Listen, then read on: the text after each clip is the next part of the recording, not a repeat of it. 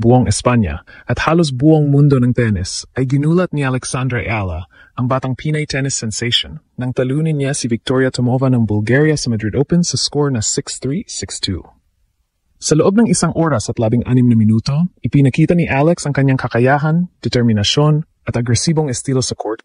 Pinapatunayan na hindi lamang siya isang wildcard o rising star, kundi isang tunay na banta sa international tennis scene. Mula sa umpisang labanan, kontrolado ni Alex ang ritmo. Ginamit niya ang kanyang malakas na ground strokes at matinding footwork upang pilitin si Tomova sa defensive positions. Sa bawat rally, ramdam ang kombinasyon ng technical skill at match intelligence, isang malinaw na resulta ng kanyang matinding training at karanasan sa junior at WTA tournaments. Ang pagkaka-convert ng 6 na breakpoints sa laban ay patunay ng kanyang mental toughness at focus, na bihira makita sa isang 18 taong gulang na atleta sa ganitong antas ng kompetisyon. Hindi lamang scoreline ang ipinakita ng panalo ni Alex. Ang kanyang physical endurance at agility sa clay court ay kapansin-pansin. Nagpapanatili ng intensity sa bawat rally at hindi nagbigay ng pagkakataon sa kalaban na makabawi. Sa bawat puntos, kitang-kita ang determinasyon at pusong Pinoy na nagsilbing inspirasyon para sa kabataang Pilipino na nangangarap sa sports. Ang panalong ito ay nagbukas ng pintuan para sa isang rematch kay Iga Swiatek, ang world number 2 at isang giant sa tennis world.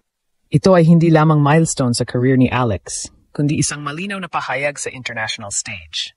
Mula sa pagiging underdog, siya ngayon ay may puwesto para hamunin ang pinakamataas na ranggo. Ang psychological boost ng panalo laban kay Tomova ay maaring maging momentum para sa mas mahihirap na laban sa tournament at nagpapakita ng kanyang kakayahan na mag-perform sa ilalim ng pressure. Sa kabuuan, ang Madrid Open victory ni Alexandra Ayala ay hindi lamang tungkol sa puntos o ranking. Ito ay simbolo ng kanyang pag-angat mula sa underdog status patungo sa pagiging isang rising star sa global tennis. Ipinakita niya na ang talento, pusong Pinoy, at determinasyon ay pwedeng magsanib upang talunin ang malalaking pangalan sa laro. Ang kanyang performance ay inspirasyon hindi lamang sa sports, kundi sa lahat ng kabataang Pilipino na nangangarap at naghahangad ng tagumpay sa international stage. Buong Espanya at halos buong tennis world ay nagulat nang muling magpakitang gilas si Alexandra Ayala, ang batang Pinay tennis star, sa kanyang laban kontra kay Victoria Tomova ng Bulgaria sa Madrid Open. Sa 6-3, 6-2 na panalo, ipinakita ni Alex na hindi lang basta wildcard ang kanyang pangalan sa draw. Isa na siyang tunay na contender na pwede nang abutin ang pinakamataas na antas ng professional tennis. Mula sa umpisa ng laban, ramdam ang agresibong estilo ni Alex. Hindi siya naghintay. Agad siyang nag-set ng pace, pumontrol sa baseline at ginamit ang kanyang powerful ground strokes para pilitin si Tomova sa defensive.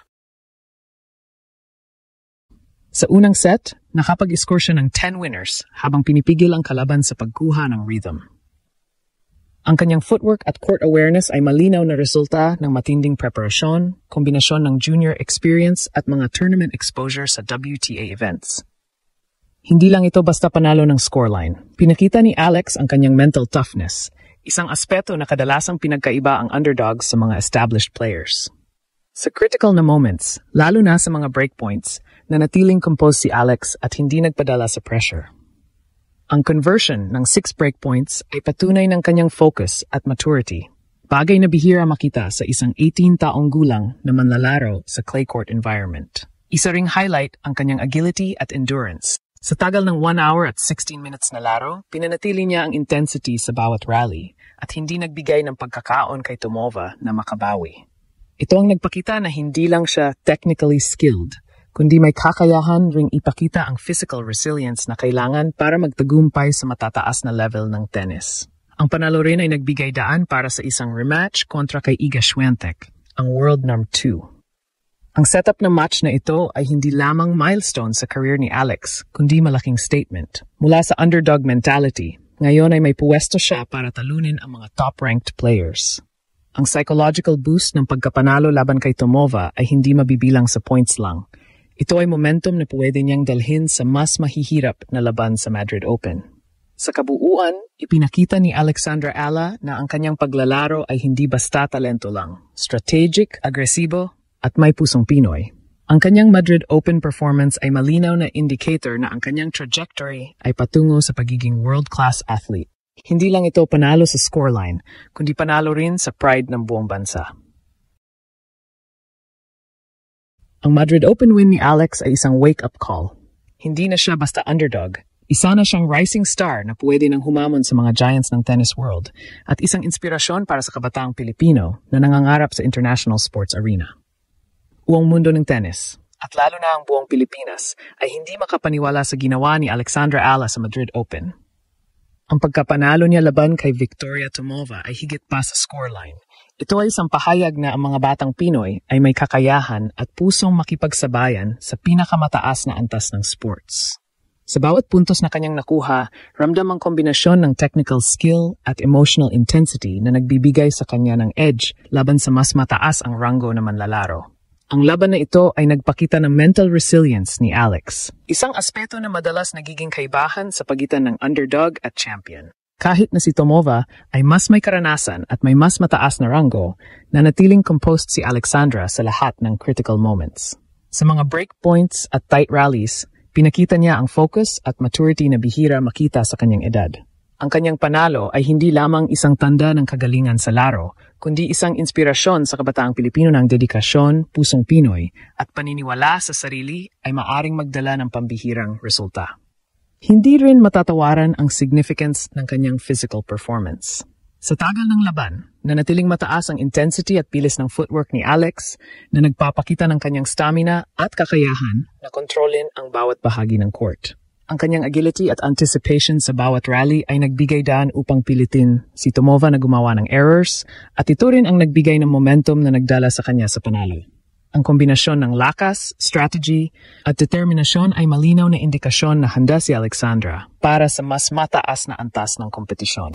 Ang panalong ito ay nagbukas ng exciting na posibilidad, isang rematch kontra kay Iga Swiatek, World number 2, na dati niyang natalo sa Miami Open. Ang pagkakataong ito ay hindi lamang milestone sa kanyang career, kundi malaking test sa kanyang kakayahan sa international stage. Ang psychological boost na dala ng Madrid victory ay maaring magbigay sa kanya ng dagdag na confidence para harapin ang pinakamahihirap na laban sa kanyang career at ipakita sa mundo na hindi lang basta underdog ang batang Pinay na ito. Bukod sa personal na tagumpay, ang panalo ni Alex ay isang dahilan para sa buong bansa na magdiwang at maniwala sa kakayahan ng mga Pilipino sa global arena. Ipinakita niya ang talento, pusong Pinoy at determinasyon ay pwedeng magsanib upang talunin ang pinakamalalaking pangalan sa laro. Mula sa underdog hanggang sa racing star, si Alexandra Ala ngayon ay simbolo ng pag-asa at inspirasyon sa kabataang Pilipino na nangangarap ng tagumpay sa sports at nagpapaalala sa mundo na ang Pinoy talent ay hindi dapat maliitin.